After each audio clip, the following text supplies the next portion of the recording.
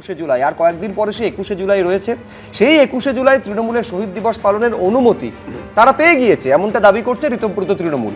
অনুমতি পাওয়ার পর গান্ধী মূর্তির সামনে 21শে জুলাইয়ের প্রস্তুতি তোড়জোড় শুরু করে দিয়েছে তারা। এদিকে শহীদ মিনারে 21শে জুলাই পালন করবে কংগ্রেস, আর এই পরিস্থিতিতে কালীঘাট তৃণমূল কি করবে তা নিয়ে ধোঁয়াশা তৈরি হয়েছে। দেখুন, কে আসল তৃণমূল, কোন শিবিরের কাছে থাকবে জোড়া ফুল প্রতীক, দলের তহবিল ব্যবহারের অধিকারী বা থাকবে কার হাতে, এই নিয়ে কালীঘাট তৃণমূল ও ঋতব্রত তৃণমূলের বিবাদ গড়িয়েছে নির্বাচন কমিশন অবধি। আর এই আবহে এবছর 21শে জুলাইয়ের শহীদ দিবস পালন নিয়েও শুরু হয়েছে টানাপোড়েন। ইতিমধ্যে ঋতব্রত তৃণমূলের তরফে দাবি করা হয়েছে কলকাতা পুলিশের তরফে তাদের 21শে জুলাই পালনের অনুমতি দেওয়া হয়েছে। গান্ধী মূর্তির পাদদেশে ঋতব্রত তৃণমূলকে সভা করার অনুমতি দিয়েছে প্রশাসন। স্কেল ডেফিনেটলি 21শে জুলাই যেরকম হতো ওরম স্কেল হওয়াটা বৈজ্ঞানিকভাবেই আমার মনে হয় ডিফিকাল্ট, কিন্তু 21শে জুলাই হবে। আমি কালীঘাটের ব্যাপারটা বলতে পারবো না। আমাদের যেহেতু জেলা সভাপতিদের একটা ডিস্ট্রিবিউশন করা হয়েছে, আমরা আলাপ আলোচনা করে এখানে আমি একা আপনাকে বলে দিতে পারবো না যে কি হবে, কোথা থেকে কি হবে, মানে concrete analysis of concrete situation. ধর্মতলায় ভিক্টোরিয়া হাউসের সামনে শহীদ দিবস কর্মসূচি পালন করতে চেয়ে কলকাতা পুলিশকে চিঠি দিয়েছিল কালীঘাট তৃণমূল ও ঋতব্রত তৃণমূল, কিন্তু কালীঘাট তৃণমূল এখনো পর্যন্ত সেই অনুমতি পায়নি বলেই খবর সূত্রের। এই মামলাটা উঠলেই বোঝা যাবে। তবে বিজেপির এই সরকার গণতন্ত্র বিরোধী, তাই এখনো মাত্র 9 দিন বাকি আছে, এখনো আমাদের জায়গা জানায়নি। ওরা জানে যে 21শে জুলাই মমতা ব্যানার্জির নেতৃত্ব হলে বিরাট লোক হবে, তাই কি করে সেটাকে দুর্বল করা যায় তার চেষ্টা চলছে। 1993 সালের 21শে জুলাই পুলিশের গুলিতে প্রাণ হারান 13 জন যুব কংগ্রেসের কর্মী। তখন যুব কংগ্রেস নেত্রী ছিলেন মমতা বন্দ্যোপাধ্যায়। এবছর শহীদ মিনারে 21শে জুলাই বড় করে পালনের সিদ্ধান্ত নিয়েছে কংগ্রেসও। এদিন যাদবপুরের বিজয়গড়ে 21শে জুলাই কর্মসূচি পালন নিয়ে প্রস্তুতি সভা করেন প্রদেশ কংগ্রেস সভাপতি শুভঙ্কর সরকার।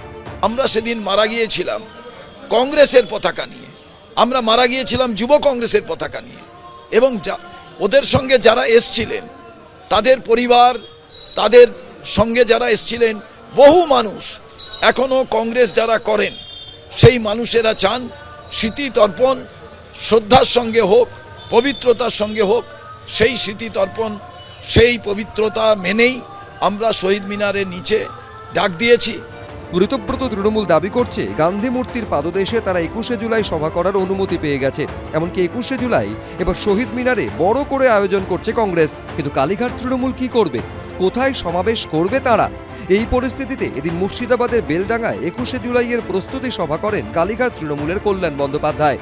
মাননীয় প্রাক্তন মুখ্যমন্ত্রীর এই 21শে জুলাইয়ের সভা নিয়ে উনি যেভাবে লাফালাফি করছেন, আমি ওনাকে বলবো এখন এই 21শে জুলাইয়ের যা লোক আসবে তা তিনি ওনার কালীঘাটের বাড়িতেই ওখানে সভা করতে পারেন। আলাদা করে আবার এইসব ধর্মতলা, চিংড়িঘাটার মোড়, অমুক মোড়, শ্যামবাজারের মোড় এসব নেওয়ার কি দরকার, ওখানেই তো হয়ে যাবে। 21শে জুলাইয়ের অনুষ্ঠানের জন্য কয়েকদিন আগে ভিক্টোরিয়া হাউসের সামনে ফিতে দিয়ে মাপজোক করেছে কালীঘাট তৃণমূল। অভিযোগ, এই মাপজোকের কারণে যানবাহন চলাচলে বিঘ্ন ঘটে, সমস্যায় পড়তে হয় নিত্যযাত্রীদের। সেই কারণে হেয়ার স্ট্রিট থানায় কুণাল ঘোষ, দোলা সেন সহ কালীঘাটপন্থী তৃণমূলের নেতাদের বিরুদ্ধে দায়ের হয়েছে অভিযোগ।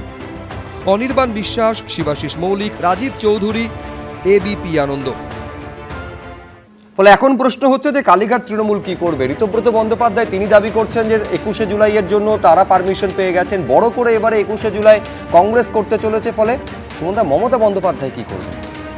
আমি তো এটাই আশ্চর্য হচ্ছি যে মমতা বন্দ্যোপাধ্যায় যদি এতই শক্তিহীন হন, যেভাবে একটু আগে সুকান্ত মজুমদার বললেন কেন্দ্রীয় মন্ত্রী, তাই সুকান্ত মজুমদার যদি মনে করেন যে মমতা বন্দ্যোপাধ্যায়ের কাছে লোক আসবে না, তাহলে আপনারা পারমিশনটা দিয়ে দিন না।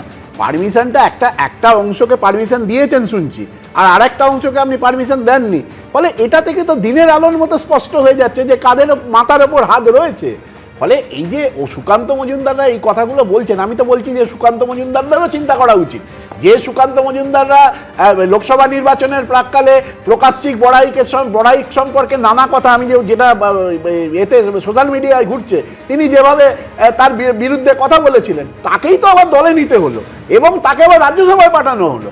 ফলে এই যে মানে কেন্দ্রীয় মন্ত্রী হিসেবে তিনি যে বিবৃতি দিয়ে এসেছিলেন, সেটা তো পরবর্তীকালে দল সেটাকে স্বীকৃতি দিল না। দল তো তাকে ভালো তৃণমূল না, আমি বলে বলছি নিয়ে নিঃসন্দেহে তাকে সেখানে দলে যোগদান করিয়ে উত্তর দেওয়ার জন্য দিল। সায়ন্তনদা বসে রয়েছেন, কিন্তু আমি বলছি উল্টো দিকের ইতিহাসটা এত তাড়াতাড়ি ভুলে গেলে চলবে সুমনদা? না, না, আমি তো রাজ্যের ভুলে যাইনি। মুখ্যমন্ত্রী যিনি তখন অন্যায়- বিরোধী দলনেতা ছিলেন, 104 বার কোর্টে মুভ করতে হ্যাঁ, হয়েছিল হয়েছে তো, একটা সামান্য সভা হয়েছে করার তো, জন্য যদি বা দলীয় তখন কর্মীর অন্যায় সঙ্গে হয়ে দেখা থাকে- করতে যাওয়ার জন্য। না, তখন যদি অন্যায় হয়ে থাকে, এখন তো মানুষ অনেক অনেক অনেক আশা নিয়ে বিজেপিকে ভোট দিয়েছে। হ্যাঁ, আমি মানুষ বলছি তো সেটা আশা নিয়ে সেটা ভোট আজকে দিয়েছে। পালা বদলের আরে পর আজকে যখন গণতন্ত্র বিরোধী আসনে প্রতিষ্ঠা তৃণমূল হলো, কংগ্রেস, তখন বলছেন যে মমতা আগে অন্যায় বন্দ্যোপাধ্যায় হয়েছিল। হলো।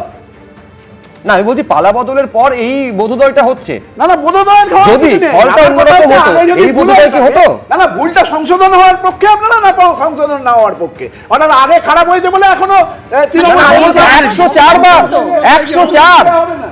আরে ভুল সংশোধন করার দায় কি না, আমাদের না, না, নাকি? 100 বার, আমরা আপনারা সেখানে গণতন্ত্র বলেছি, সামনে তৃণমূলের ভুল স্থাপন আমরা করেছেন। সংশোধন আরে করবো। কি মুশকিল, তৃণমূলের আপনারা ভুল বলছেন, আমরা সংশোধন আপনারা করবো। বলছেন ভরসা ইন আপনারা ভয়া, ভুল উঠে যাচ্ছে, আমরা আমরা উল্টা তাই। জিনিস দেখছি। তৃণমূলের ভয়, ভুল ভরসা আমরা না। ঠেকাবো। আরে তৃণমূলের আপনারাই দল তো উঠে যাবে, বলছেন, আমরা বাঁচাবো। ভরসা ইন ভয় আউট, এটা তো আপনাদেরই ভরসা তো বাণী। মানুষের আছে, তাহলে এটা উল্টো তৃণমূল জিনিস তুলে দেখছি তো, দিচ্ছে। তাই তৃণমূল ভয় ইন তুলে ভরসা দিচ্ছে। আউট হয়ে যাচ্ছে। আপনারা এটা একজনদের আপনাদের পারমিশন ধারণা, দিচ্ছেন, আপনাদের ধারণা, আর 4-5 আরেকজনকে জনের দিচ্ছেন না। এই ধারণা। জায়গাটা কালীঘাট তৃণমূলের 4-5 জনের না, না, ধারণা। সায়ন্তন, আমি একটা পরিষ্কার কথা বলছি যে আপনারা একটা দলকে একটা অংশকে দিচ্ছেন আর একটা অংশকে দিচ্ছেন না। তার থেকে মানুষ কি বুঝছে?